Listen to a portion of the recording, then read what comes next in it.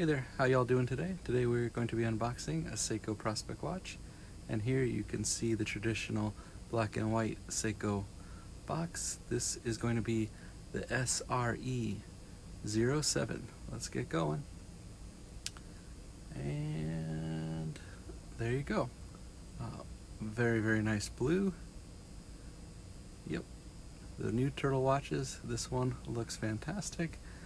Let me play around with the bezel here, and we'll align it back up.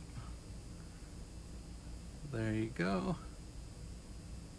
And you can see this model, a little different than last year's Save the Ocean.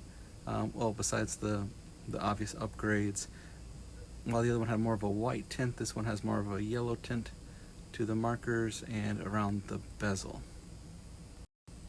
The dial is the Save the Ocean blue with the little shark fin hiding there, and you can see it right there, right about the 8 o'clock in the waves.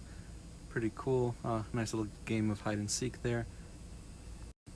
So earlier 2020, Seiko came out with these new upgraded turtle watches. You've got this one, which is similar to the previous Save the Ocean, kind of olive green colored one with the olive green band and the stainless steel bracelet with the black face. Okay, who cares about that really, but let's get into the upgrades. The upgrades here is you've got a beautiful ceramic bezel and a sapphire crystal along with a magnifier there to see the date. What's nice about these upgrades is they still kept the price on the lower side, especially for an upgrade like a sapphire crystal and a ceramic bezel. The watch retails for $5.95, so just a little bit more than your traditional turtle watches, so that's great news. And I was surprised by the choice of doing a very similar blue to the previous Save the Ocean here for this new, what people are calling a king turtle or a super turtle watch. Alright, let's check it out on my wrist.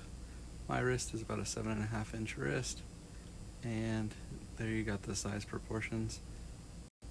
The case size of this turtle is 45 millimeters, and people might think 45 is a big watch, but the way Seiko does the lug system there, it kind of hugs your wrist a little bit, so it does not feel like a big watch, even though it is a 45 millimeter. And let's take this guy in the dark. I'll be interested to see how it looks with the tinted lume there.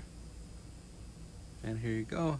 Well, this video isn't great. It's not as strong as some of the other lume I've seen on the Seiko dives, but still fairly good. Thanks everyone. Have a good one. Hope you enjoyed.